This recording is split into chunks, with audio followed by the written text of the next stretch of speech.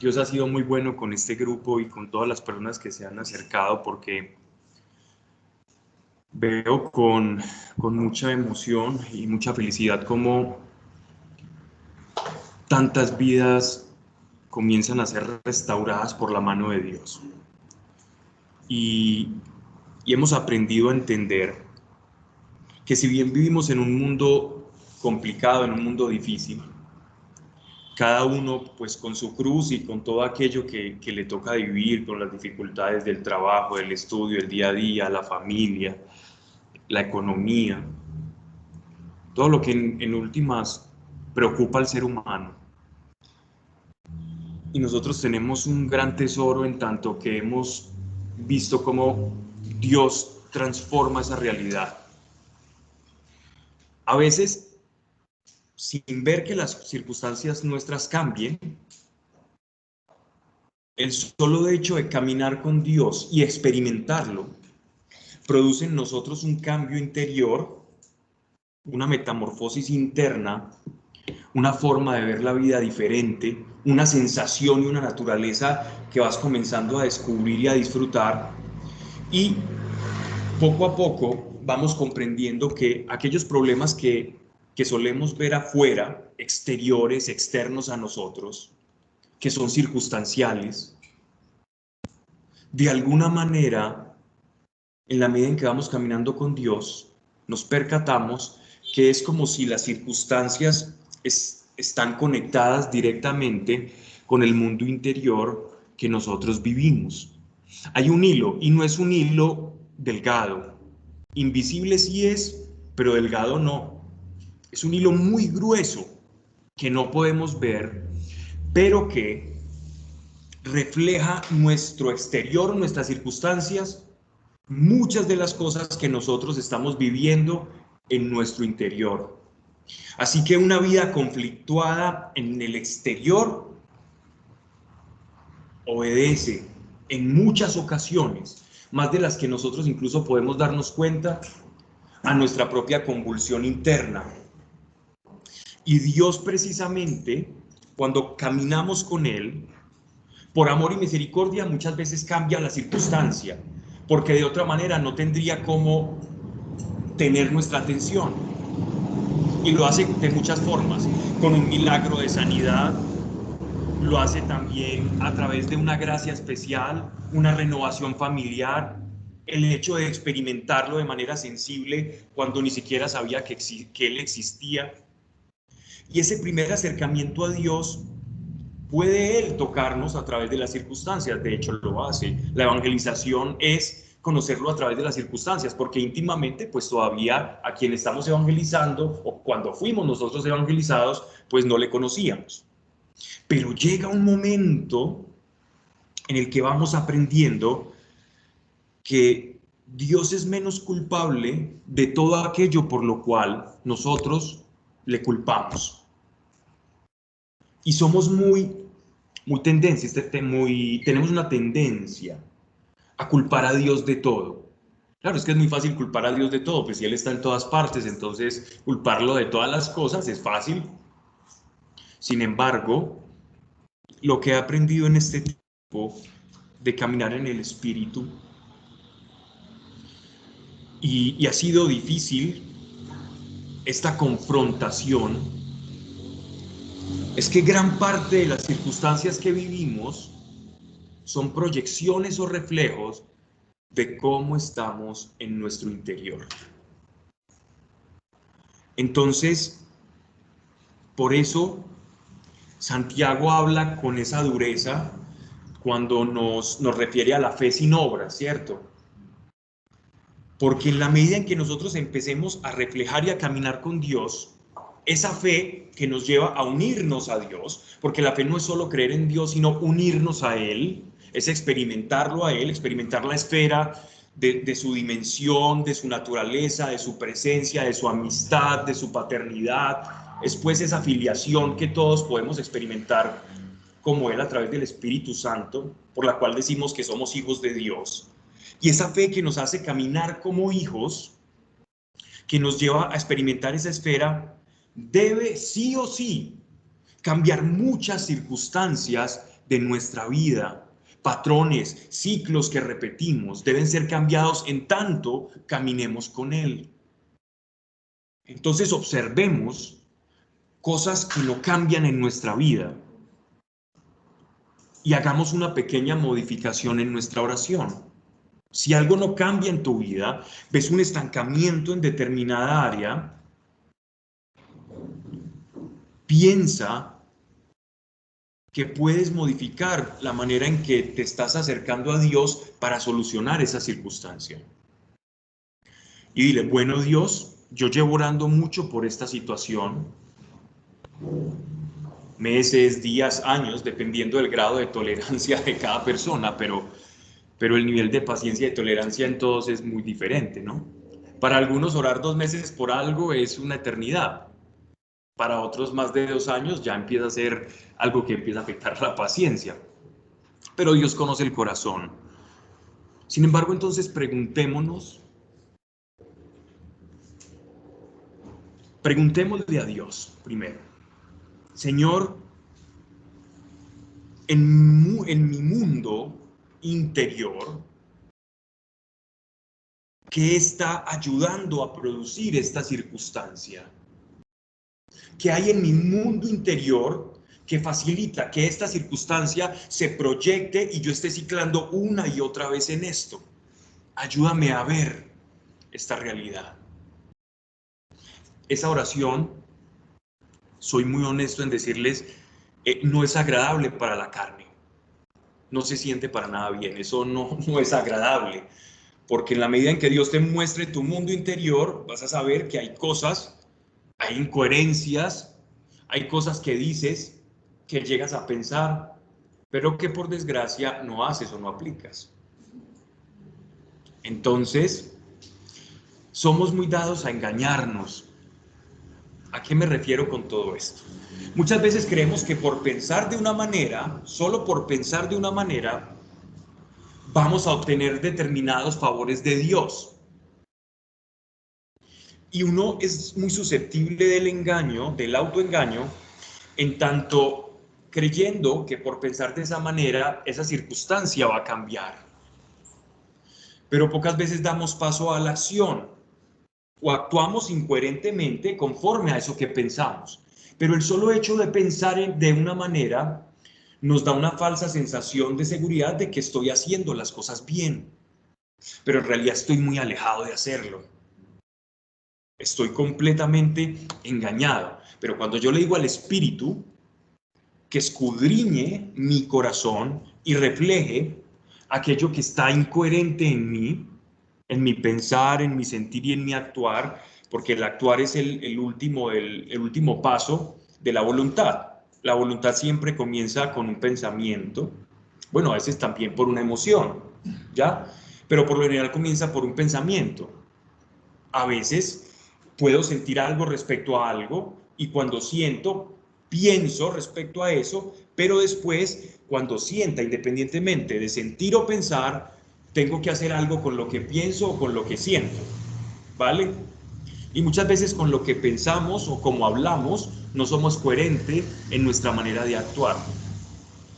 Y ahí está un punto muy importante. Miren incluso quienes estén casados lo siguiente, para que entren quedando. Entonces, hay un pasaje muy, muy bonito de la Escritura que dice que si el marido trata con aspereza, con carraspera, áspero significa con fricción, porque ustedes han visto que entre hombres y entre amigos, como que las ofensas son más bien pocas. ¿Cómo se relacionan dos compañeros de colegio o universidad? Con groserías, con vulgaridades, y no se dejan de hablar. Pero si en un grupo de amigas, alguna de las amigas se siente ofendida, o dice, es que tú me miraste de esta manera, y la otra amiga, la mejor amiga que la conoce toda la vida, no sabe ni siquiera por qué se ofendió al otro día, y pasan 3, 5 días sin hablarse, sin saber por qué se ofendió. Entonces, la estructura interna de la mujer, dice el apóstol que es un vaso más frágil. No frágil precisamente por debilidad, es la fragilidad en cuanto a las cosas emocionales, se las toma más serio. Esa es la fragilidad de la que habla el apóstol Pablo, ¿cierto? Se refiere, el vaso más frágil, cuando él se refiere al vaso más frágil, es precisamente aquel ornamento de la casa, aquel vaso o la vajilla que tenía, por ejemplo, la abuela, la vajilla con borde de oro, o la vajilla que era de tal lugar, que solo sacaban en las fechas especiales. Esa era la vajilla más frágil, es decir, esa es susceptible de daño, pero precisamente por su estructura. Lo mismo se refiere entonces a la mujer. Pero miren que no voy a eso, voy a que dice del hombre que debe tratar a la mujer con suavidad, sin aspereza. Y ojo, porque acto seguido dice, para que no obtengáis estorbo en vuestras oraciones. Entonces, podemos estar orando, ayunando, derribando las murallas de Jericó, parándome de cabezas, yendo a Monserrate, caminando hacia atrás y en coderas y en corozos. Pero si llevo tratando a mi pareja con aspereza, esa oración no va a ser escuchada. Entonces yo digo, pero Dios es muy difícil. Dios, tú eres muy difícil. Pero es porque no he escuchado, él dice, no, es que sí, muy bonito que hagas todo eso, muy bonito que ayunes, muy bonito que hagas todas esas proezas, pero mira que escrito está, tus oraciones como sacerdote de la casa no van a llegar a mí si vienes tratando con aspereza a tu mujer. Entonces el hombre ora y no ocurre nada. Y puede ser, es un hombre bueno de corazón, un hombre temeroso de Dios, pero su oración no va a tener respuesta. Entonces miren cómo el mundo interior y la coherencia de nuestras acciones refleja también cómo nuestras circunstancias comienzan a cambiar.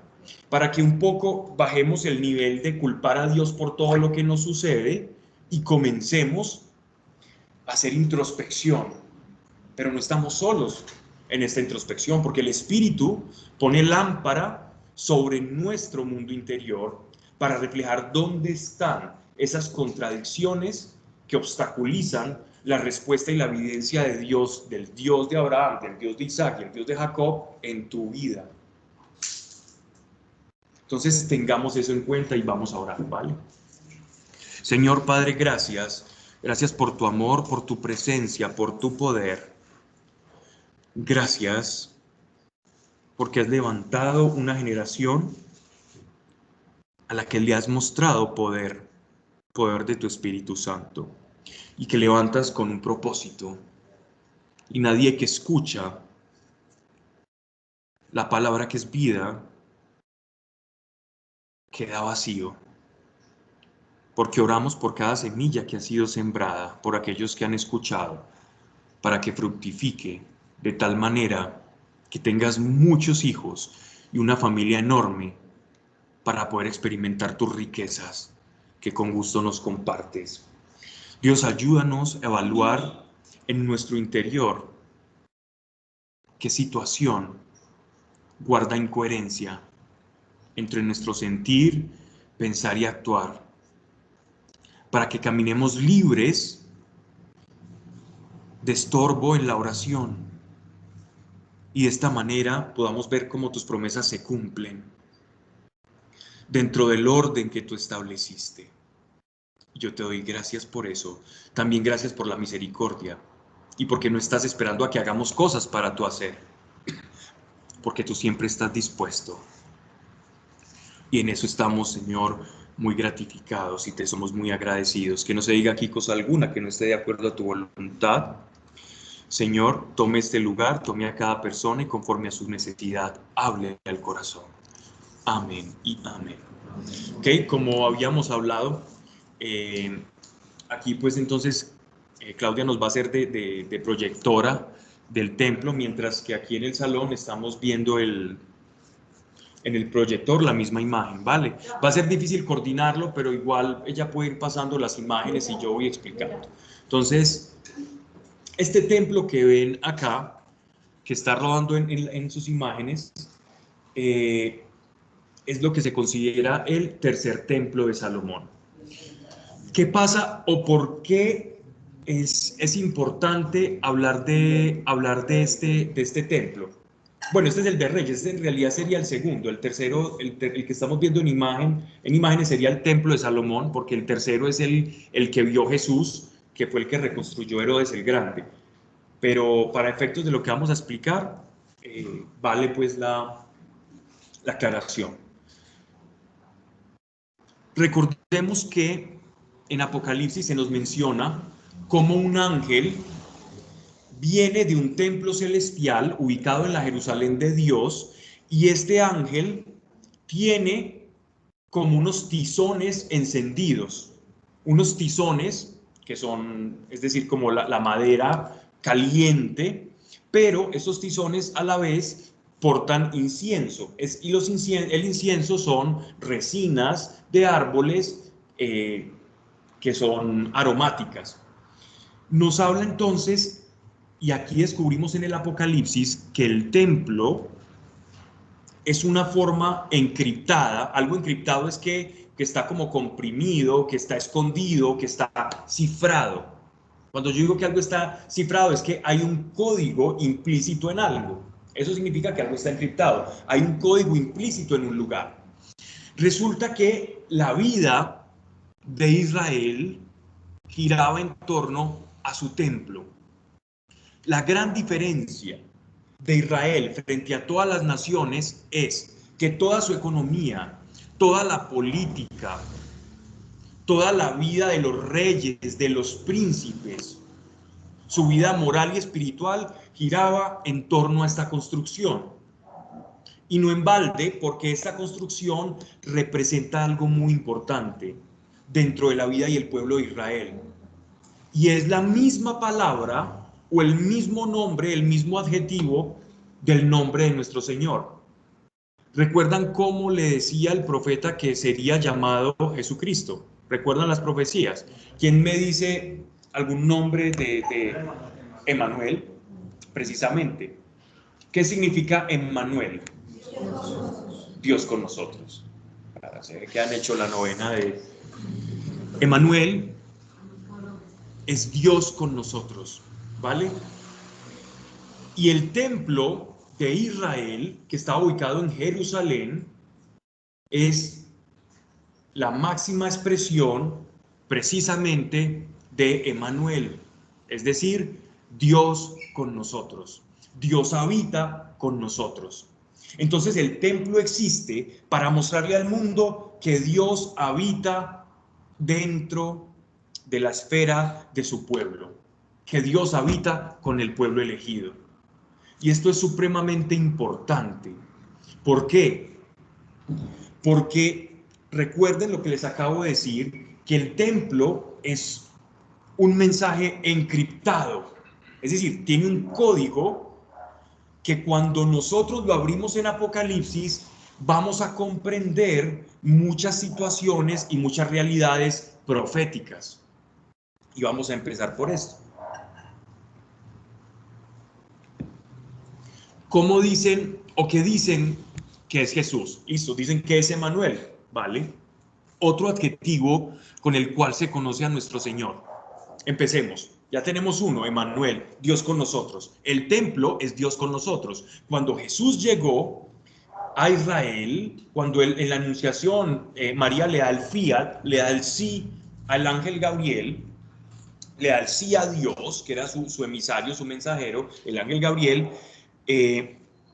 Entonces, en ese momento, cuando ella queda encinta del Espíritu Santo, encinta de Dios, ya se puede decir que Israel ya está Dios entre ellos, o sea, nace Emmanuel, Dios con nosotros, Dios con el pueblo. Pero hay otros calificativos más.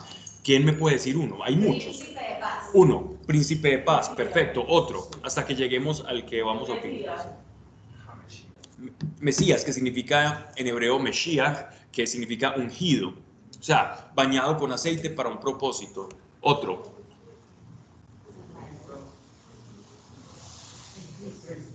¿Cómo? Cristo. Christos es lo mismo que Mesías, pero en griego, significa el ungido. Otro. Cordero de Dios, muy bien. Cordero de Dios. Ese era el que estaba esperando. Dentro de todos, vamos repitiendo las imágenes que igual son muy interesantes. Entonces, miren ustedes que dentro de los nombres de Cristo encierra una porción, cada nombre una porción de su misión. Porque no es lo mismo ser Mesías que ser Cristo. Ojo, él era Mesías de profesión, ¿cierto? Perdón, no es lo mismo ser Mesías, perdón, que ser Cordero. Mesías y Cristo es lo mismo, es en griego y en hebreo el ungido. Pero no es lo mismo ser ungido, que es el trabajo. No es lo mismo ser Daniel que ser ingeniero de control. Es Daniel, ingeniero de control. Como sustantivo y adjetivo. Sí, es el trabajo. Mesías es el trabajo de Jesús de Nazaret. Ese es el trabajo. Su misión o su trabajo es el de Mesías. Pero ojo, cuando él da la vida, es Cordero de Dios. Cuando él da su vida es Cordero. Es el Cordero sacrificial. Porque para los judíos el Mesías no tenía que entregar la vida. El Mesías era un rey. ¿Sabían que el rey David fue un Mesías? Rey David era un Mesías. ¿Quién ungió a David? Samuel. Samuel ungió a David, por lo tanto David era un Mesías, pero no era Mesías en minúscula, no el Mesías en mayúscula, o sea, él, ¿verdad? El que vendría después de Moisés. Moisés fue un Mesías. Entonces han habido muchos Mesías en el pueblo de Israel. Los profetas eran un tipo de Mesías. Esa era la profesión. Jesús de profesión era Mesías. Pero por vocación, por entrega y por voluntad era Cordero. Yo doy mi vida por mi propia cuenta. A mí nadie me quita la vida. Es que, ay, matamos a Jesús. Perdónenme. Él la entregó. Es que yo no veo las películas de Semana Santa porque me da rabia cuando matan a Jesús. Donde yo hubiera estado allá, me hubiera tirado, me hubiera arrojado y lo hubiera sacado. Sí, cómo no.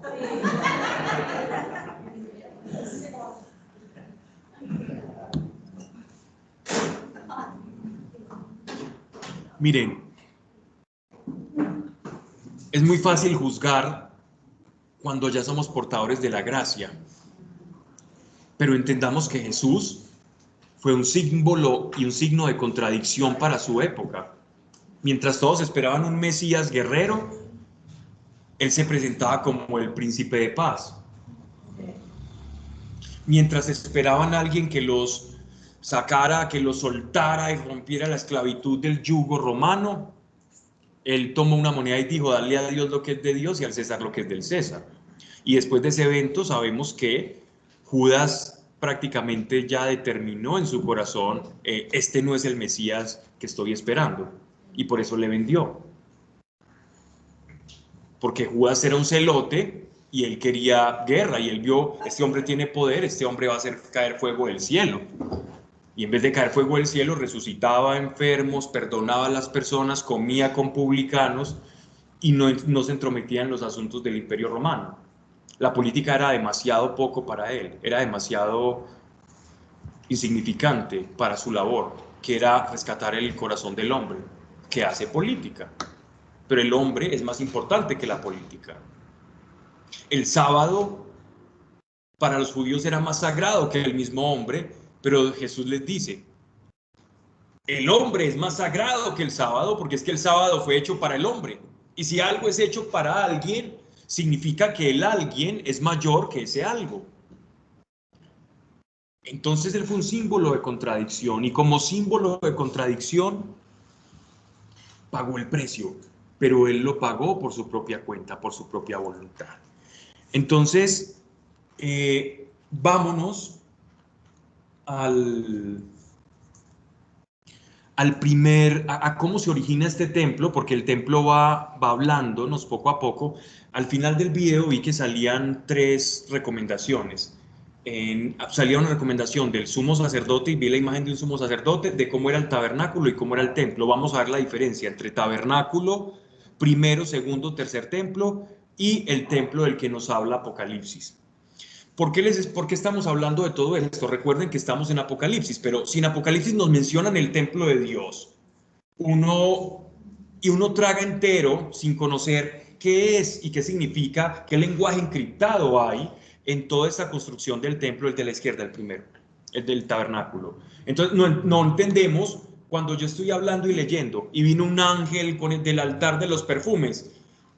Uno que se imagina, los que están escuchando, ¿qué se imaginan? Sí, un altar de perfumes, pero ¿cómo es eso? ¿Y qué hacía el altar de los perfumes? Eso es lo que vamos a hacer para que Apocalipsis cobre vida y que podamos colorear aquello que estamos escudriñando, ¿cierto, Yera? Gracias a Pablo. Sí, ese. Miren pues, así empezó todo. Esperemos a que Claudia lo ponga en imagen. Si te vas, Claudia, al final vas a ver la primera recomendación, esa, tabernáculo, el que dice el tabernáculo. Claudia. Arriba, en la misma recomendación del video que estábamos viendo, Claudia. Al final, eso, mira el de ese, perfecto. Ok, muy bien. Entonces, ahora sí, si me puedes ayudar, Dani, desde el principio. Es que no me deja. ¿No te deja? Espérame, Ok, entonces míralo, un tabernáculo de Moisés a tu lado derecho, que sí te va a dejar. En la lista de reproducción de YouTube, a tu lado derecho, ahí, donde tienes el dedito abajo, ese, perfecto. Ese sí te deja. Ok, bien, ya Dani, perfecto. Entonces, miren que así empezó todo. En Éxodo, como ellos todavía no habían llegado a la tierra prometida, entonces Dios toma, llena del Espíritu Santo a una serie de personajes que trabajaban el oro e inspirados por el Espíritu Santo, ellos comenzaron a fabricar esto. Lo primero que nos vamos a encontrar, se llama el altar de bronce. Este altar de bronce es donde se hacían los sacrificios. Estos cuernos representan el poder. Los cuernos no necesariamente, en la antigüedad no era algo malo. Los antiguos no decían, cuando había infidelidad, que le habían puesto los cuernos. El cuerno simbolizaba en la antigüedad, en muchas de las culturas, poder y autoridad. Miren entonces cómo muestran acá, está preciosa esta recreación. Entonces, todo esto era el lugar santo, o el atrio, que llamaban el atrio, ¿no? Este atrio podían entrar absolutamente todos los que fueran del pueblo de Israel a este lugar. Los sacerdotes se purificaban en esta especie de lavatorios, habían como unas bateas de bronce, ellos se lavaban, todavía tiremos para atrás porque ya nos estamos adelantando un poco. Perdona, Claudia, tíralo un poco más hacia atrás, porque las imágenes van más rápida que mi mente y que mi voz. Entonces, déjalo ahí, lo pueden detener ahí. El bautismo. ¿Qué es el bautismo? Estos lavatorios, o en algunas traducciones ustedes van a leer como oblaciones. Bien, recordemos entonces que el tabernáculo, podemos ver al principio, lo que pasa es que voy viendo las imágenes y me quiero adelantar, pero el tabernáculo son más o menos unos 50 metros de largo. Ahí puedes detener la imagen, Claudia, así, donde está el tabernáculo al principio. Donde se ve el lavatorio de bronce. Antes. No, Claudia, el que tenías antes. Esto va a sonar curioso en la grabación, pero bueno, es primera vez que lo hacemos así, coordinando. Ok. No, Claudia, donde lo tenías al principio está bien, para poder hacer la explicación. Atrás, o sea, atrás. Eso, ahí perfecto, ahí está perfecto. Ahí está perfecto. desde diferentes perspectivas, pero es lo mismo. Entonces, miren que cuando nosotros nos bautizamos, significa que nos estamos purificando de la herida de Adán. Eso significa esa purificación. Entonces, los sacerdotes del Antiguo Testamento, en Éxodo, Dios le ordena a Moisés que le diga a Aarón y a los levitas cómo tenía que ser el culto. Entonces nosotros nos pensaremos, pero Dios, ¿para qué tiene que hacer todas esas cosas y todos esos ritos? Eso no es como muy arcaico. Dios necesita esos ritos, ¿y por qué no se aparece, habla y enseña y ya, y se acaba todo el problema? Miren, para nosotros es fácil, ahora todos sabemos leer y escribir, el índice de analfabetismo incluso de países tercermundistas ya es bajísimo. Todos saben leer y escribir, en su mayoría, la gran mayoría. En este tiempo del pueblo sabían leer o escribir 10 personas. El resto no sabían ni leer ni escribir.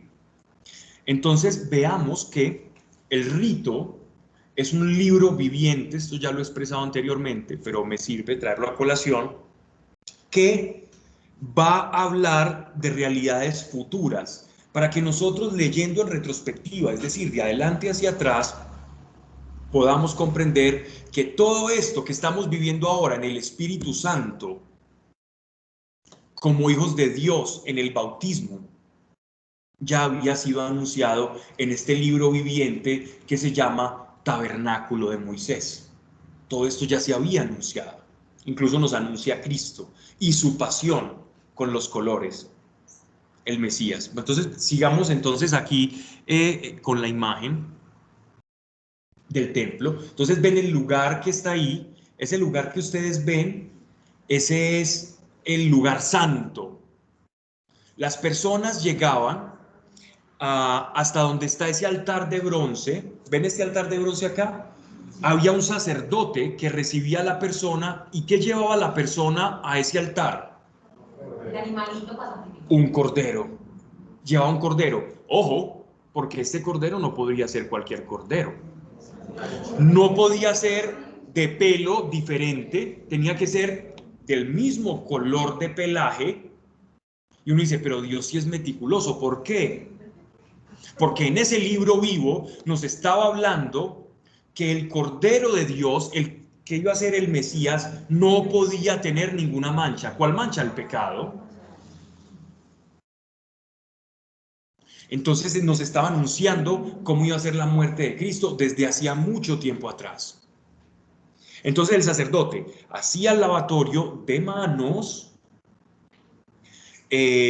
porque no podía estar impuro, que simboliza el bautismo, la pureza de aquel que se bautiza y se purifica de la herida de Adán. Pone las manos sobre la cabeza del cordero y lo degolla en ese altar que vamos a ver más adelante. Y ahí nos vamos a detener cuando veamos que están untando la sangre del cordero ahí. Pablo, y ahí pues en ese templo no podían sacrificar porque pues en la Biblia también cuenta que las personas que de pronto no tenían corderos podían llevar una palomita o algo, pero lo que ellos pudieran. Correcto. Igual. Pero sin mancha y sin defecto. Sí, la paloma. Sí.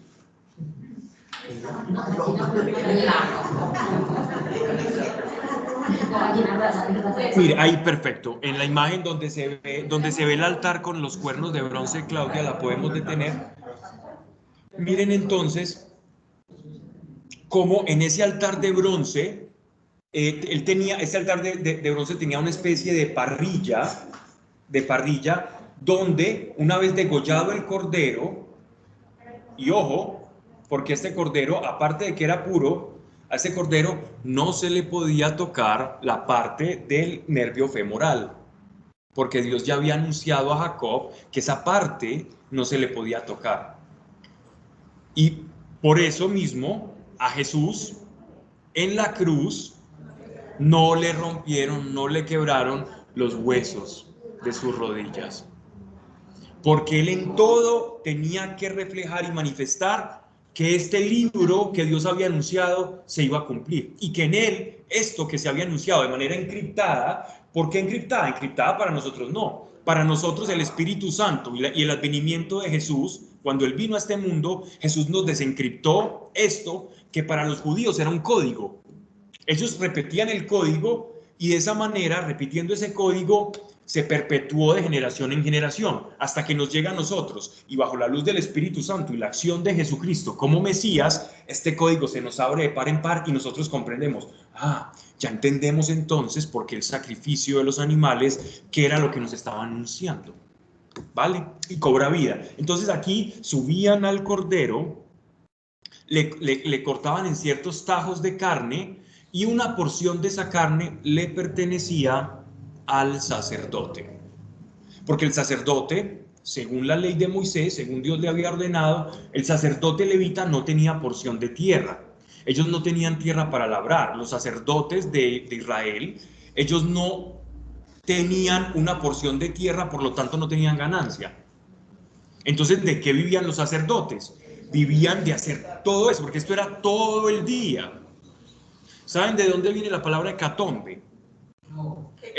Hecatombe significa una gran humareda. Era cuando habían quemas y se veía el humero, la humareda. Eso es una hecatombe.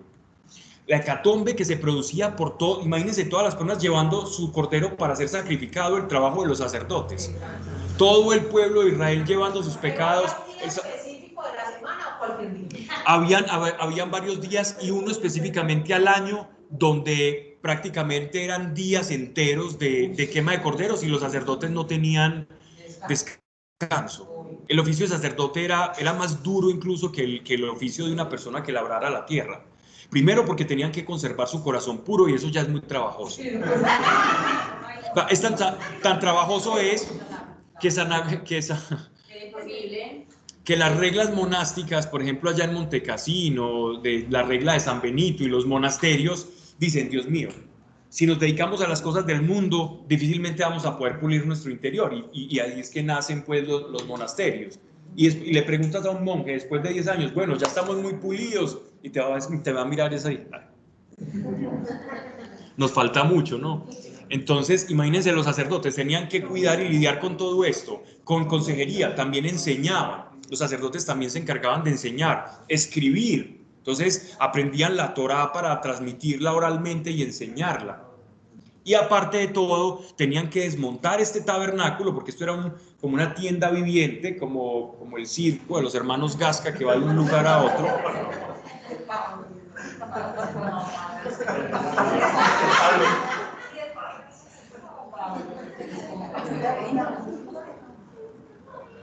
Les tocaba correr de un lugar a otro, armando y desmontando.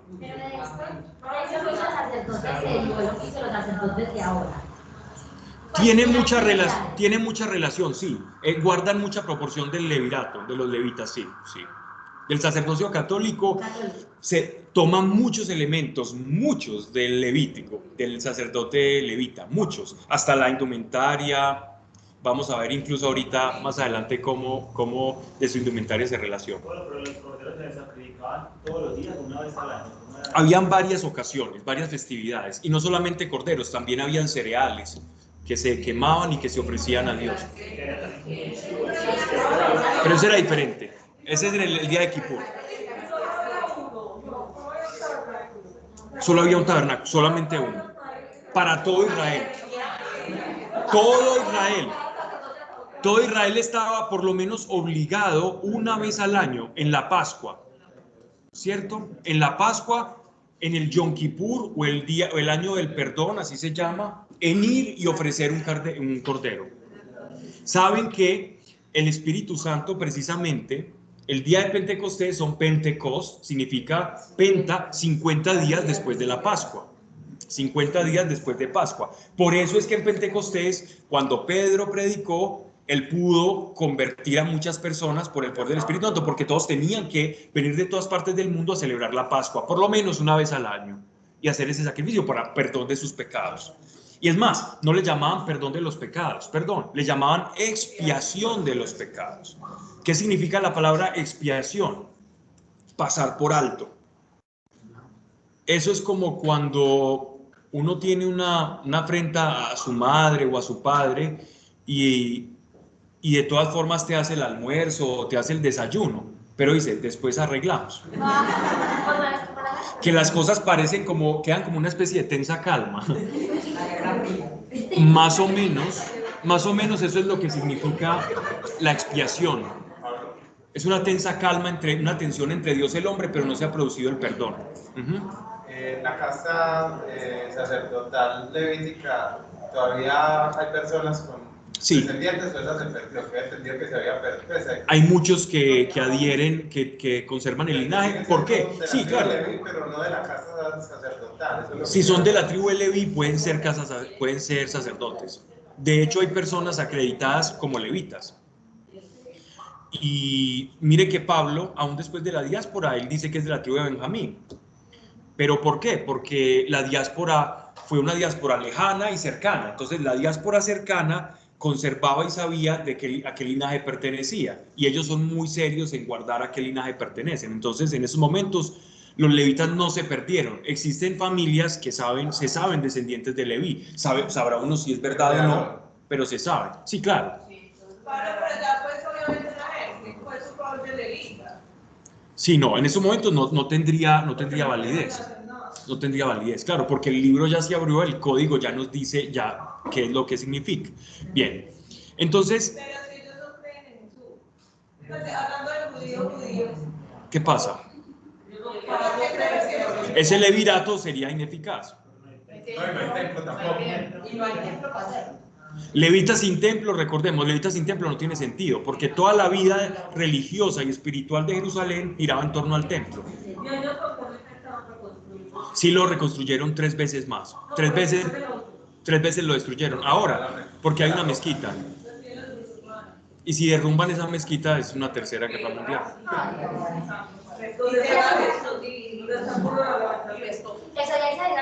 Ese es el ala oriental.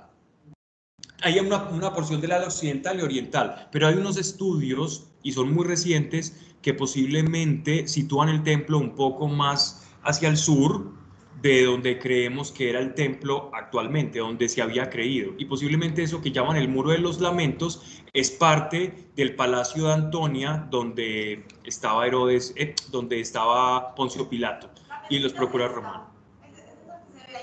La mezquita de Al-Aqsa, de oro. Es de oro macizo. No te escucho. No, los sacerdotes eran simplemente los hijos de los hijos de los hijos de Leví. Eran familia. Era por consanguinidad. El sacerdocio era por consanguinidad, no por vocación. No es que yo sentí el llamado a ser levita. No, era solamente podían ser sacerdotes los descendientes de Leví. ¿Vale? Entonces, una vez se hacía el sacrificio, se sacrificaba el cordero y la persona quedaba expiada de su pecado, es decir, su pecado era pasado por alto, tensa calma, ¿vale? Entonces la persona se daba por, digámoslo así, por expiado. Y en esa expiación existían cada cierto periodo de tiempo los jubileos, porque ellos decían, si Dios expía mis pecados, entonces yo tengo que tener un acto de reciprocidad a la expiación de Dios, y ellos perdonaban las deudas. De ahí viene en los jubileos. Dime.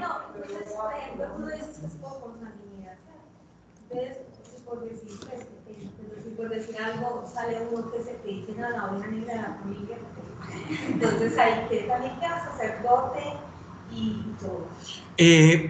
No todos los levitas eran probados, ¿cierto? Entonces, si era una persona díscola, así fuera Leví, era expulsado. No era que yo soy levita y soy un borrachín y voy a consagrar aquí, voy a hacer esto, no. Porque Leví tampoco era que fuera muy juicioso. ¿Cómo? Leví tampoco es que fuera muy juicioso. Pero no tiene nada que ver con eso, no. Le quité la bendición. De hecho, ninguno era juicioso. El único juicioso fue José.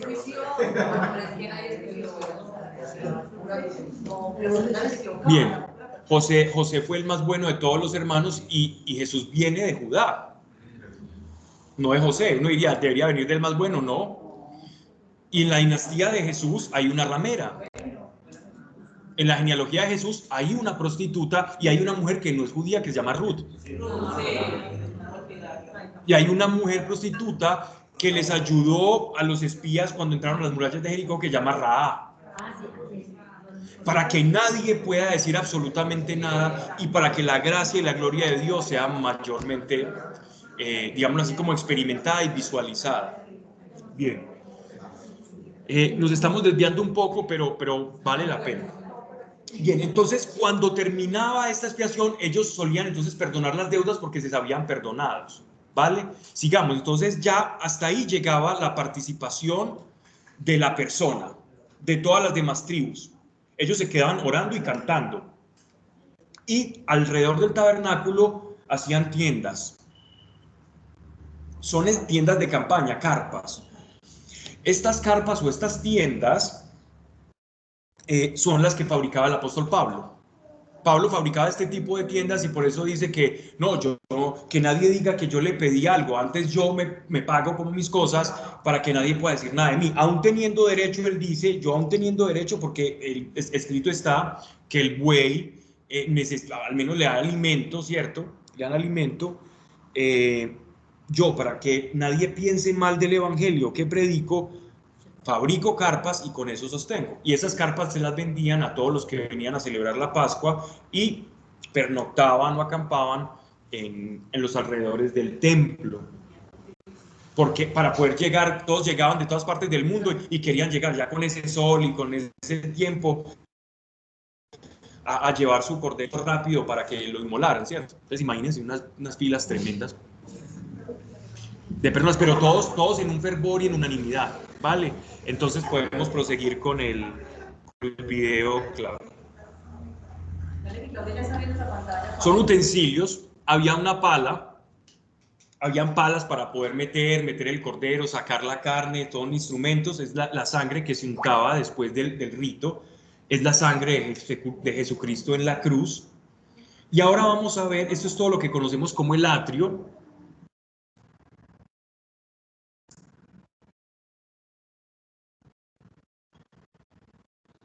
El lavatorio, todo eso lo diseñaron inspirados por el Espíritu Santo. Ya les voy a explicar qué significan los materiales o lo después. Esto se llama el lugar santo. Estas cortinas, miren esos colores. El agua y la sangre. Detengámonos ahí en esta imagen y muy bien en ambas imágenes. Entonces, yo no sé cuál mirar, si esta o allí. El color rojo, este rojo significa la pasión y el sacrificio. Este es el sacrificio para poder entrar. Pero no cualquiera podía entrar al tabernáculo. Miren ese color que en realidad es un color entre azul y rojo, como una especie de azul noche, ¿no? No sé qué nombre tendrá, ¿no? Este color era el que utilizaba la realeza.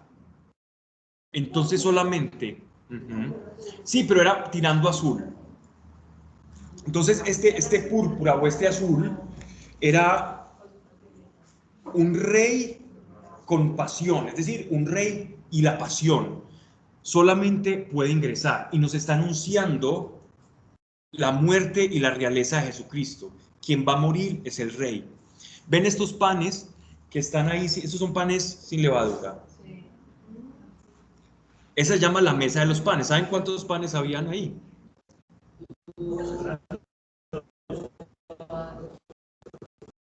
Dijeron la cifra. Hay un pasaje en la vida del rey David que está escondiéndose de Saúl y él se esconde en el templo. Y tenía mucha hambre. Y él y sus lugartenientes, Jonatán y con los que le estaban acompañando, entra al lugar santo. Oh, recuerden que el rey David era descendiente de ¿quién? ¿De quién? De Judá. Él no podía entrar ahí. Y entró al templo. Ya les voy a decir qué pasaba cuando una persona indigna entraba. Y tenía tanta hambre que se comió los panes de la proposición, que eran 12.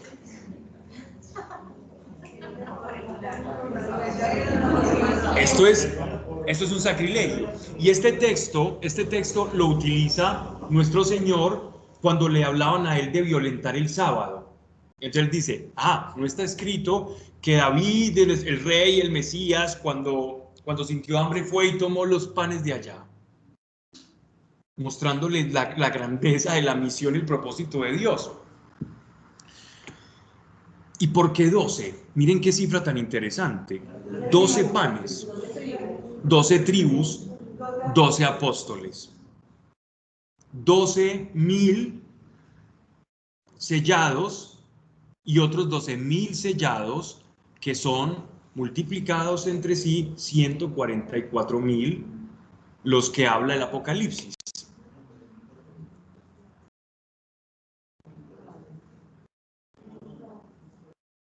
Los apóstoles simbolizaban las primicias. Estos panes eran lo primero, lo mejor de lo mejor, de la harina, de lo que tenían. Y esto lo ponían ahí y lo renovaban, lo mejor de lo mejor. Los apóstoles fueron las primicias, los primeros panes ofrecidos a Dios. A nuestro lado izquierdo en pantalla veremos, esto estaba hecho en oro puro, todo era en oro, que significa la realeza, ¿cierto? Que esto es importante, que es precioso, que es preciado. Al lado encontramos el candelabro de 7 aspas que se llama la menora o el menorá. 7. ¿Cuántos espíritus dice que debería tener el Mesías Isaías? Dice los 7 espíritus de Dios. O los 7 dones del Espíritu Santo, no los carismas sobrenaturales, los 7 dones del Espíritu Santo. Los 7 dones que porta el Mesías, los 7 espíritus de Dios. Resulta que este menorá, este candelabro, eran lámparas de aceite. No eran las velas de parafina, eran lámparas de aceite. Y había un sacerdote que toda su vida tenía que estar pendiente de que estuvieran encendidos. Porque la luz del Espíritu y la luz de Dios nunca se apaga en su pueblo. Y miren qué preciosidad ese candelabro que significa los 7 espíritus de Dios. El ángel que nos habla en Apocalipsis es un ángel muy digno. Recuerden la altura en la que nos habla en Apocalipsis. Capítulo 10 y capítulo 9, es un ángel enorme que desciende. ¿A dónde desciende este ángel? A este mismo templo, pero en el cielo. Y este templo en el cielo también tiene un altar de los perfumes, que es el que vemos a todo el frente en la imagen. Este altar es el altar de incienso. Este incienso era un incienso escogido y especial, y solamente se podía utilizar el que Dios había determinado. ¿El cubito con los cachitos? Sí, señor. Es porque es un altar. Significa poder, es un altar. Los altares tenían cuernos. Los cuernos, recordemos que no, esa asociación la hemos distorsionado. Poder, ¿qué hay en el altar? Significa poder, es un altar. Podemos adelantar un poco la imagen. Ven a la cortina. Paremos cuando se acerque, detengámonos cuando se acerque ahí, cuando se acerque al altar.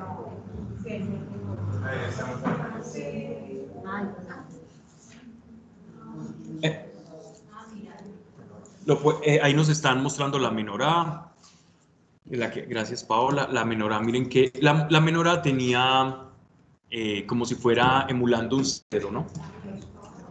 Miren los panes. Uy, sí, qué hambre. Pueden ver en pantalla. Son todos los utensilios. Ahí había incienso, era incienso. Todas estas son tinajas para hacer las oblaciones y los lavatorios, porque ellos siempre tenían que lavarse las manos antes de entrar allí. Ese es el altar de los perfumes. Este altar de los perfumes, ¿cuál es el código que se nos revela en el Apocalipsis que significaba esto que ellos hacían? La oración de los justos. Y miren detrás de dónde está la oración de los justos. Miren que los 7 espíritus de Dios están a la A la derecha están los panes de la proposición y justamente la oración de los justos está detrás del velo. A este lugar del cual estamos narrando, a este espacio se le llama el lugar santo. Ese se llama el lugar santo o el aposento santo, donde está el altar, la menorá y los panes, lugar santo. Todos los sacerdotes, los que ofrecían eso, podían entrar al lugar santo. No todos, algunos que estaban destinados a estos oficios podían entrar, algunos de los levitas, pero no podían cruzar esa cortina que ustedes ven. Ese es el velo. Esta cortina tenía aproximadamente unos 13 centímetros de grosor y era hecha de un pelaje parecido como al de un tejón.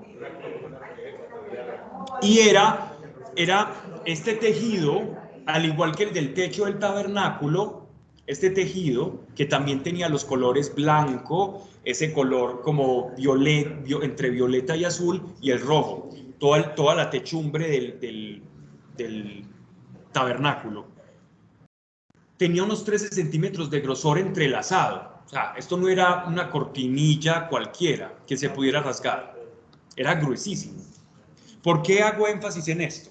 Primero, era impermeable por el animal, porque era un animal cuyo pelaje repelía, era hidrófugo. Y por otro lado, en el texto de Hechos de los Apóstoles se nos narra cómo se rompe y se rasga ese velo. Uno se imaginaba un velito. Un terremoto, hay un temblor de tierra y el velo se rasga en dos.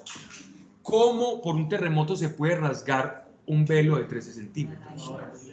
Se cae más fácil. Se cae la cortinilla y no pasa nada. Y esto estaba tejido también, entretejido con filigrana de oro. No se ve ahí pues tan específicamente, pero estaba tejido con filigrana de oro. Entonces, miren lo importante, ¿qué es lo que está separando este velo? ¿Qué creen ustedes que hay delante? Yo sé que ya muchos lo saben, pero ¿qué hay? La presencia de Dios. El arca de la alianza, ¿vale? Del lugar santo. O sea que hasta aquí no era tan grave que David entrara con los pancitos. El lugar santo está separado, el lugar santísimo, por un velo. Cuando nuestro Señor muere, ese velo se rasga. ¿Qué nos está anunciando el libro viviente del Evangelio? Que la separación entre el hombre y Dios se acabó.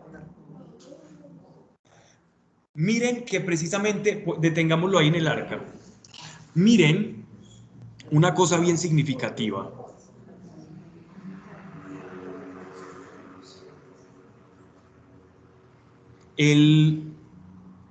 Cuando se rasga este velo, nos muestra a nosotros cómo podemos tener acceso confiado a la presencia de Dios. Compatibilidad de naturalezas. Completamente nuestra naturaleza, bajo su muerte, se hace compatible con la nuestra. Iba a decir otra cosa, pero se me borró, o sea que posiblemente no tenía por qué decirla. Entonces,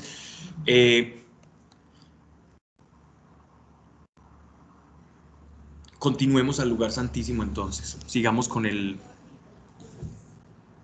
Estaba el objeto más precioso. Pablo, ¿no contaste qué le pasó a David por haber entrado ahí? No le pasó nada. Ah, ya me acuerdo qué iba a decir. Miren, vieron que en el velo habían dos figuras, habían dos querubines. ¿Recuerdan qué pasó en Génesis, en Edén? A custodiar. ¿Y ahora qué pasó? El arca se abrió. O sea que nosotros vamos a recuperar por el segundo Adán lo que el primer Adán perdió. Entonces prefigura lo que nosotros ya entendemos como creyentes. El arca está compuesta por un propiciatorio, que es la tapa de la caja, es con madera de acacia, forrada, completamente enchapada en oro. Tiene 2 bastones también forrados en oro, con el cual los levitas lo podían sostener al interior de la... Ajá. Para entender, ¿esta misma arca es el arca de Noé o es otra arca? Es el arca de la alianza, el arca de Noé es el barco. ¿Y esta arca de la alianza dónde está? Pues, No sabemos. no, nunca fui, ¿en qué libro de la Biblia hablan de esta arca? Comienzan en la fabricación en Éxodo, Levítico, y de ahí hasta Apocalipsis. ¿Y por qué hacen esta arca? Esa arca, el arca iba a contener el Shekinah, que es la presencia de Dios sensible y manifiesta entre el pueblo. ¿Esta misma arca es la que tuvo para hacer una familia 3 veces? Sí, señora.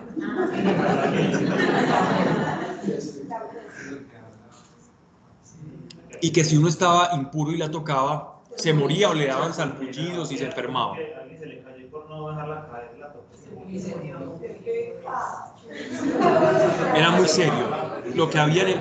Bueno, entonces el arca, más allá de toda la historia que envuelve al arca, que es muy bonita, que uno puede seguir en toda la historia de la Biblia, el arca es un receptáculo, una cajita, una casa para que la presencia de Dios... Pablo, pero si Dios está en todas partes, ¿cómo puede estar en una caja? A ver. El Shekinah es la presencia manifiesta de Dios, ¿cierto? Imagínense un gigante que de pronto diga, voy a poner mi dedo acá, en un lugar.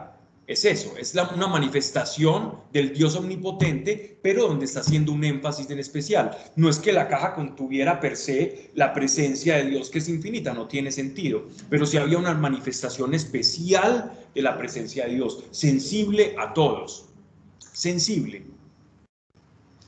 Incluso los pueblos circunvecinos tenían tanto respeto por el arca de la alianza que no se atrevían o la devolvían. Los filisteos, recuerden que cuando los filisteos robaron el arca, se empezaron a enfermar, les empezaron a dar llagas a todos y pústulas. Pero no, por favor, llévensela. Llévense esta arca de nosotros, no aguantamos ese artefacto. Pero es como el equivalente para los católicos del Santísimo. No, ni siquiera. Porque nosotros vamos ahí exactos. A ver, sí. Sí, es una asociación al arca. Sí, la asociación está muy buena. De hecho, en la hora santa se expresa el arca, pero más como una proyección que... Pero te voy a... Atiendo. Sí, pero ya vamos con eso, Ibas a decir algo. Para ver si se relacionan y vamos con lo que estás diciendo. Cuando en Ezequiel, Dios sabe que se va, o sea, que deja la presencia, su presencia se va, deja apoyar a su pueblo. Sí. Se fue físicamente de ahí. No, o siempre estuvo en el arca. Cuando el arca desaparece, ya ellos no tienen más Shekinah. De hecho, el templo que visitó Jesús no tenía arca. No tenía por qué tener arca. Y ahí voy a la explicación contigo. Entonces, entendiendo eso, que el arca pues era como el receptáculo del Shekinah de Dios, cuando nosotros recibimos al Espíritu Santo, nosotros hacemos la presencia del arca. Sí, señor.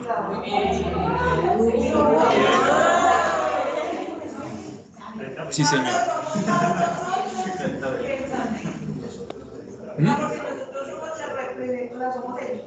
Vamos, somos templo del Espíritu Santo.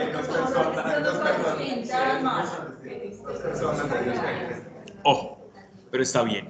Todos estamos muy bien acá. Miren, a ti no te voy a dejar así, espérate, ya vamos para allá. Lo que pasa es que quiero avanzar más para poder tocar ese tema, ¿cierto? Porque si no, empiezo por acá, por allá. Bien, recuerdan que Pablo nos ve a nosotros en la teología paulina, en la manera de concebir y la revelación que tenía Pablo. Dios nos ve a nosotros como sacerdotes, profetas y reyes, pero sin un templo exterior. Entonces él se preguntaba, Si nosotros somos sacerdotes, templos y reyes, reyes sin palacio, sacerdotes sin templo, y profetas sí lo somos porque anunciamos. Y entonces Dios le reveló algo al apóstol, que afortunadamente está en sus cartas y lo leemos y es maravilloso. Y él dice: vuestro sacrificio y vuestro culto, o sea, lo que ellos hacían, que es el culto, ir a hacer esto y lo otro, bueno y santo y agradable a Dios, es ofrecer vuestros miembros como culto agradable a Dios. ¿Qué nos está diciendo? Usted es el templo de Dios. ¿Usted dónde ofrece? En su cuerpo. ¿Qué ofrece? Su voluntad, su vida, sus manos. ¿Y por qué es un templo? Porque usted es el arca, un receptáculo, el Shekinah de Dios. Porque Cristo hizo eso para usted. ¿Vale? Por eso él dice: yo vivo en ustedes, yo vivo en ustedes. El cristiano es el que... ¿Qué es un cristiano? Que Cristo habita en mí. Entonces ahora viene, pero, abro comillas, catecismo de la Iglesia Católica, pero, abro, lo hace de una manera especial en la exposición y en la Eucaristía. Lo hace de una manera especial en la Eucaristía, como símbolo del nuevo pacto y del arca. Pero, en síntesis, todo cristiano es un templo y es un arca. Todo cristiano es un templo y es un arca. Claro, porque si a pesar de que nosotros solo vive el Espíritu Santo, Dios dice que el Padre, el Hijo y el Espíritu harán morada en nosotros, o sea, están los tres en nosotros. En toda participación de una parte, de una persona de la Trinidad, hay una acción trina. Nunca uno puede decir: es que yo en el mí solo actúa el Espíritu Santo y no Jesús. O en mí vive Dios y no vive Jesús y yo no creo en el Espíritu Santo. Ese es un mentiroso. Si en mí habita el Espíritu, es porque habita el Padre y el Hijo. Ellos no están por separado. Eso es como cuando usted se casa con una persona que tiene hijos. Entonces, por mí y por barra.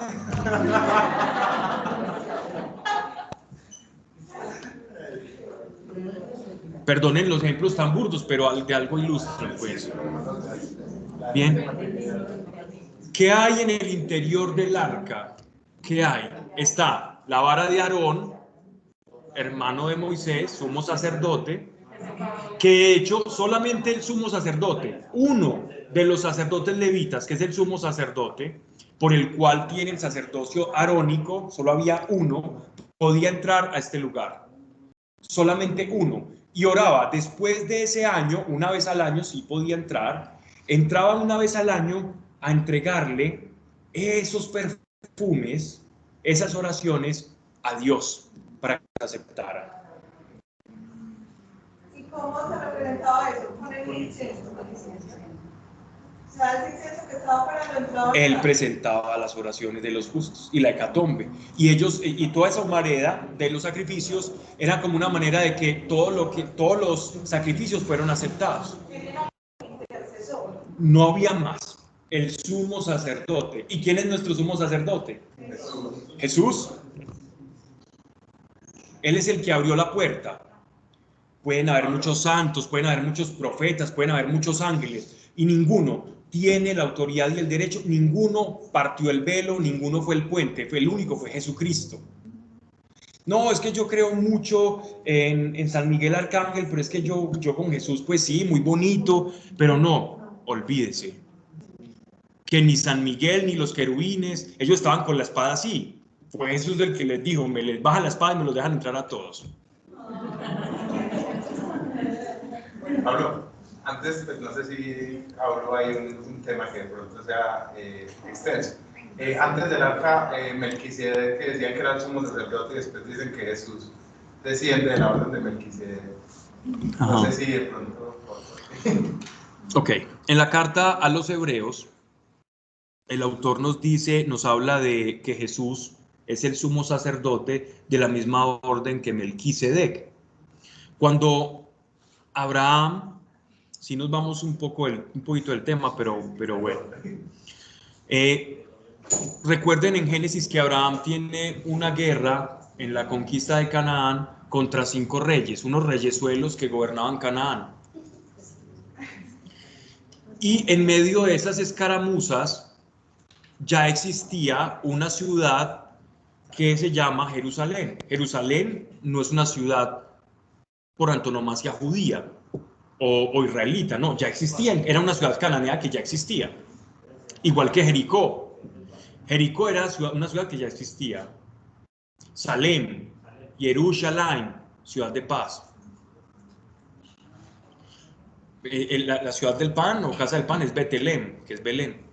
Entonces, en Jerusalén había un mandatario, había un rey.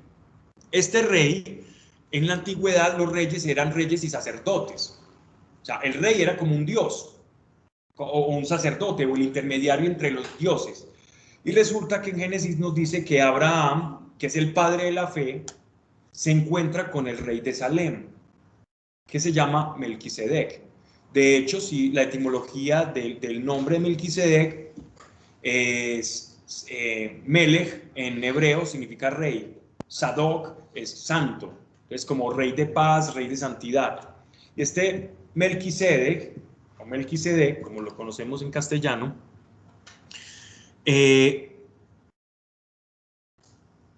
Abraham lo reconoce como sumo sacerdote de parte de Dios. Estamos hablando de Abraham. Abraham al que los judíos le dicen nuestro padre Abraham. Y si nuestro padre Abraham, siendo un profeta y siendo un hombre de Dios, reconoce a alguien como su superior en cercanía con Dios y dice, sumo sacerdote de Melquisedec, el sumo sacerdote de Melquisedec, y le da los diezmos. El 10% de las cositas que tenía, de las ollitas, del oro, de todo eso, se lo ofrece a Melquisedec. Y Melquisedec hace algo muy particular. Parte el pan y el vino con Abraham. El pan y el vino. ¿Quién hizo eso en la última cena? Miren que todo el Antiguo Testamento es un libro vivo, codificado de lo que iba a ser nuestro Señor. Todo el Nuevo Testamento, el Antiguo Testamento debe ser leído con unas gafas que se llaman Jesús. Entonces yo me pongo unas gafas que dicen Jesús y cuando empiezo a ver con ese filtro, comienzo a entender todo lo que era raro en el pasado. Todo cobra vida. Es como cuando uno veía esos libros 3D o esas películas 3D. Si tú vas a cine y no te pones las gafas 3D, vas a terminar con un dolor de cabeza y con un vértigo terrible. Pero si te pones las gafitas 3D, vas a decir, wow, y estos colores, y esto sale, y entiendo. No falta el que empiece a tocar las cositas también. Entonces, eso mismo es lo que ocurre cuando nos ponemos los lentes de Cristo y podemos ver todo lo que sucede. Entonces, nótese algo acá. Si Abraham reconocía a Melquisedec, les hago una pregunta. ¿Quién fue primero? Los que sepan no respondan. No. ¿Quién fue primero? Abraham. Ojo pues. ¿Quién fue primero? ¿Abraham o Moisés? ¿Quién existió primero, Abraham o Moisés? Abraham. Pues estaba muy fácil.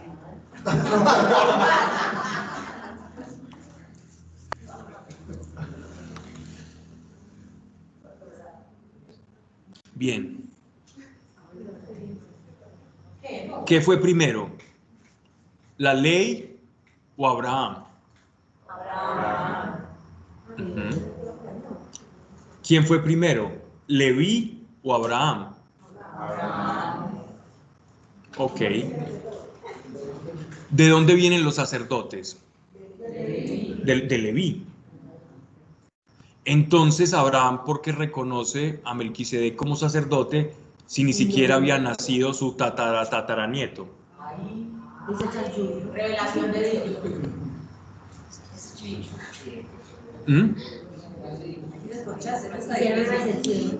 Por eso una pregunta sencilla nos va llevando a otra más compleja.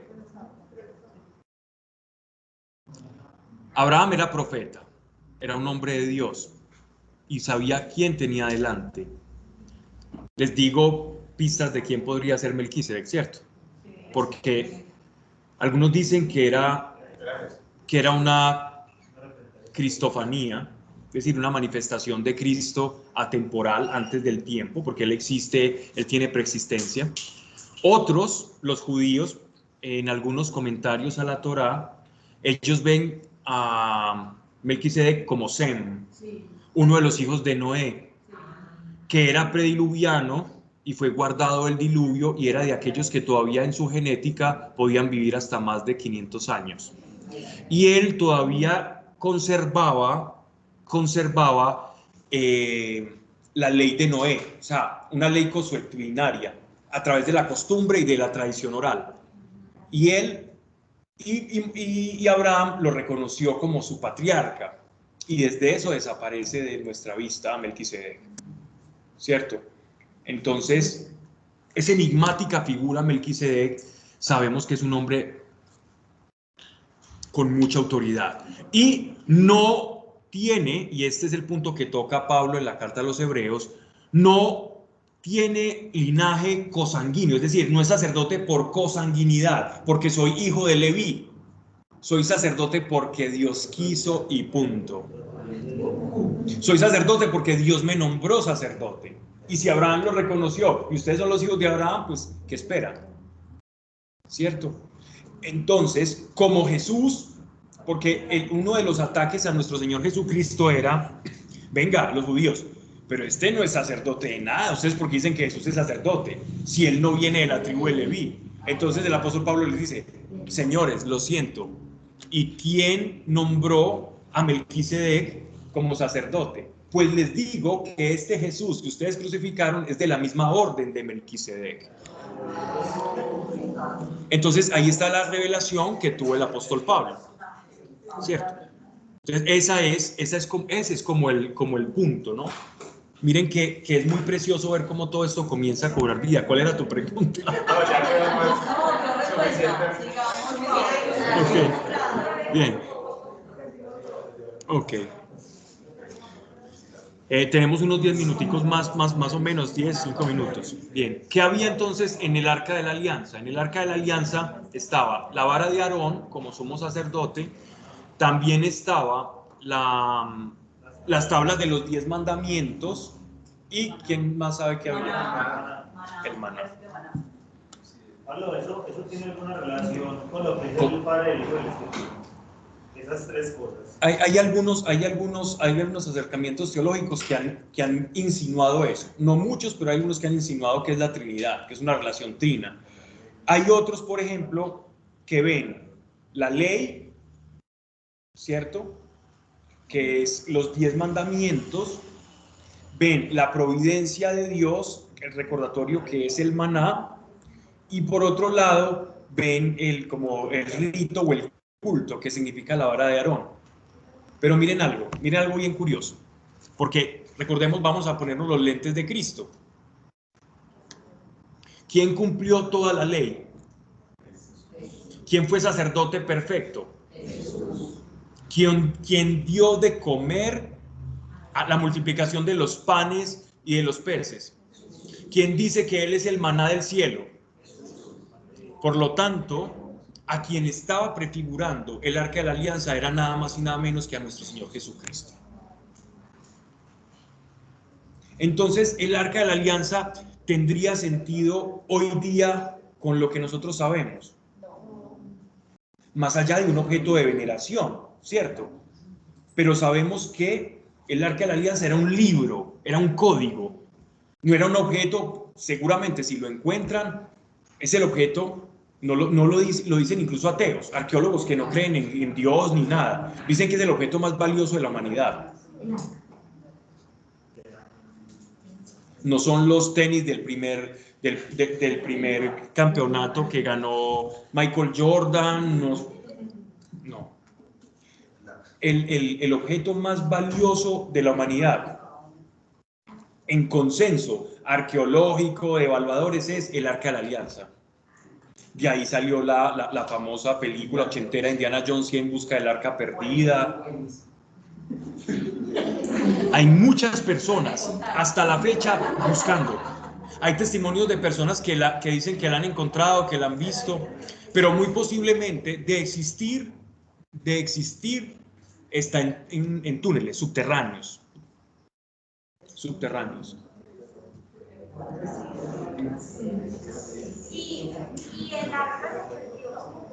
La guardaron cuando fueron invadidos por Nabucodonosor.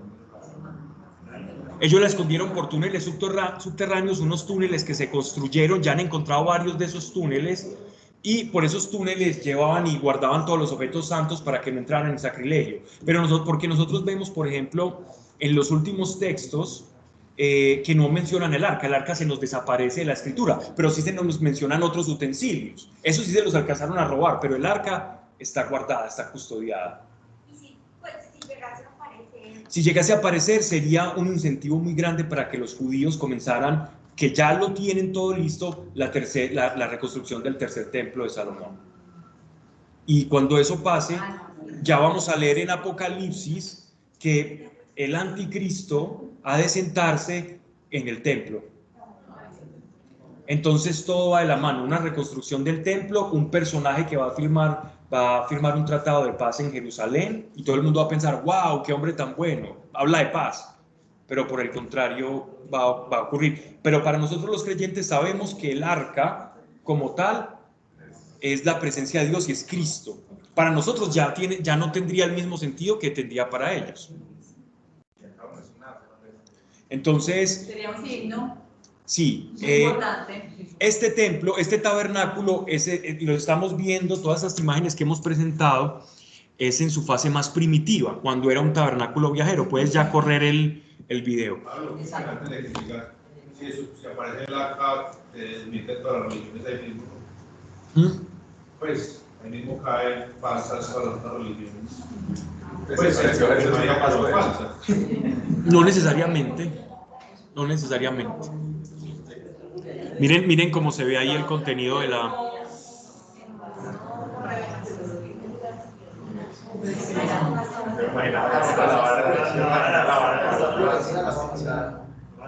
Miren el sacerdote, ¿qué está ofreciendo?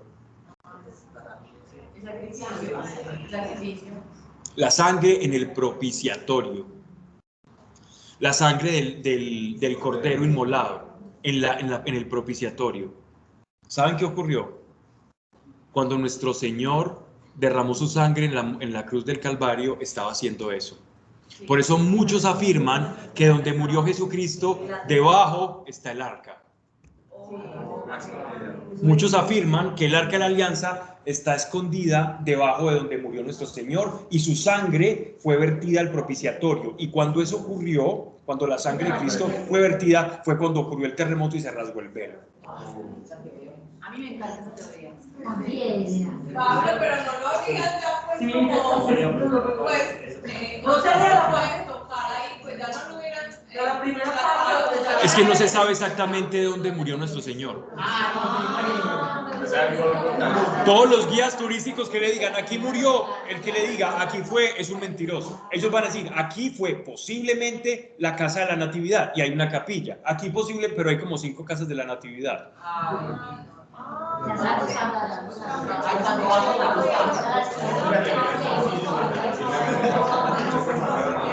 Bien, esto fue, después de esto, ya para terminar, después de este tabernáculo, se construyó Salomón fue quien le construyó el templo a nuestro Señor. Entonces le hizo una versión ya estática, mejorada, con puras pantallas hechas en cobre.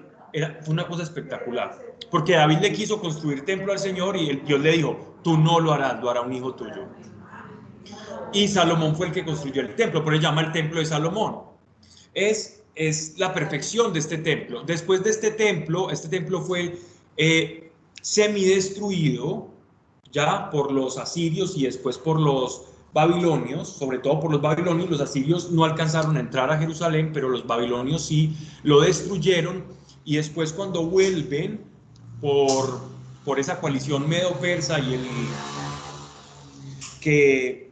y Nehemías, que es el que lo construye, es como el templo que conocemos en la actualidad, que es es como esta imagen, es el templo de Salomón. Miren ya cómo se ve el altar de bronce, el lugar donde escribían los levitas, este es un levita escribiendo. Miren las dos columnas, estas dos columnas de bronce son las que los masones, por ejemplo, emulan en todos sus ritos y en todas sus... Dime. Si a Jesús ya no le tocó el arca, entonces ¿qué había detrás de No estaba el arca. No estaba el arca. No, no estaba. ¿La presencia dónde estaba? Era él. O sea, Dios. cuando se guarda el arca ya no tiene Shekinah. Correcto. Pero debe haber algo, es un objeto sagrado igual. No, eso es sagrado. Es un objeto sagrado, pero el Shekinah está repartido en la iglesia. En Pentecostés se repartió el Shekinah. Ahí es cuando uno se preocupa. Miren entonces ya una figura del templo, les dije que no nos íbamos a demorar, pero sí. La figura, miren el templo ya como se veía en época posiblemente del rey Salomón. Miren ya los grabados, muy de corte egipcio. Recuerden que él trajo madera, todo esto lo trajo de unas minas, las minas del rey Salomón en el norte de África, donde se estipula que eran, y él traía del Líbano, traía también de otros lugares del mundo, oro, cobre, piedras preciosas. Esos son dos querubines.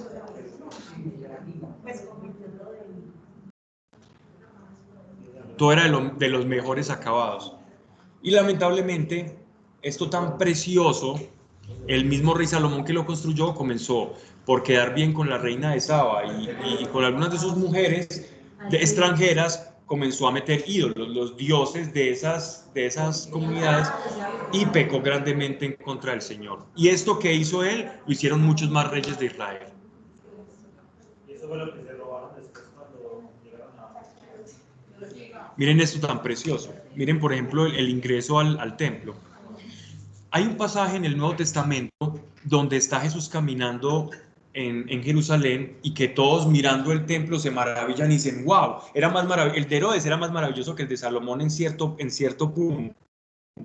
Y es que Herodes se encargó de enchapar ese templo y hacerle de todo para quedar bien con el pueblo, porque no gozaba de popularidad, y dijo, la mejor manera de ganármelos es haciendo el templo más bonito y más grande, y por eso se llama Herodes el Grande o el Megalómano, precisamente porque hiperconstruyó y mejoró el templo, pero añadiéndole cosas que Dios no había pedido ni las medidas que Dios le había dado. Así se veía en época del rey Salomón. Miren la comparación respecto al tabernáculo más sencillo, más precario. Y el que vio nuestro Señor era el de Herodes el Grande, era este, pero en otra versión. En el mismo lugar, sí, en el mismo lugar. Sí, señora, eso fue afuera, fue en el atrio.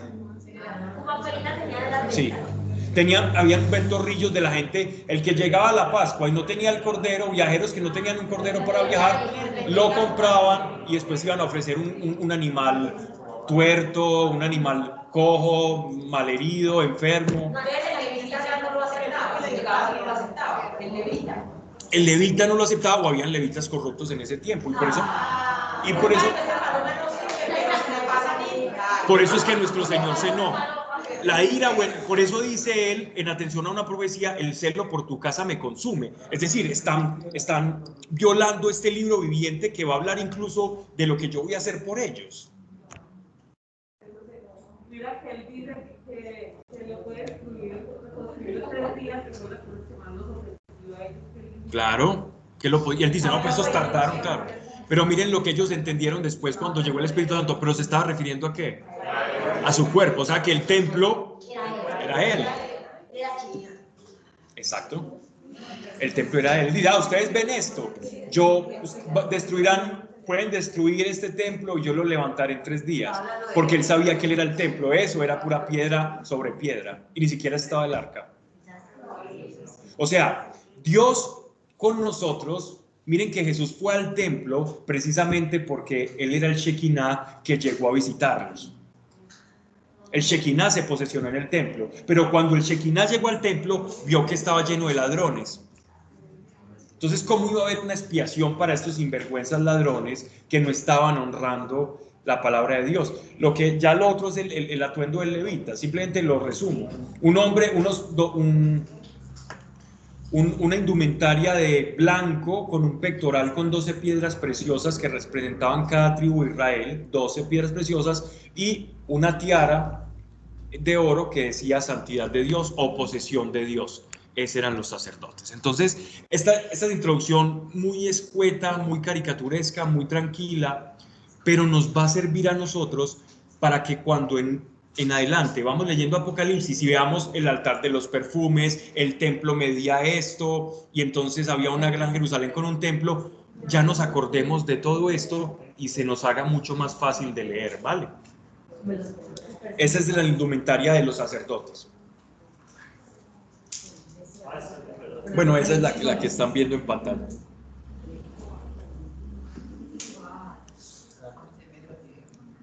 Nos llevamos a ver el templo de Herodes. Bien, entonces vamos a orar. Vamos a darle gracias al Señor. Espero que haya sido ameno, que nos haya servido un poco. Padre, te damos gracias infinitas, porque ya todo está escrito. Porque nada de lo que nos ocurre ahora, tú habías dejado de anunciarlo por tus siervos los profetas. Y nosotros, como hijos del Espíritu, tenemos la capacidad para poder leer ese libro vivo que es tu palabra y comprender y con gratitud saber que somos poseedores de un tesoro y que somos evidencia física de la reconciliación entre tú y todos nosotros los hombres. Haces que el pecador vuelva a casa.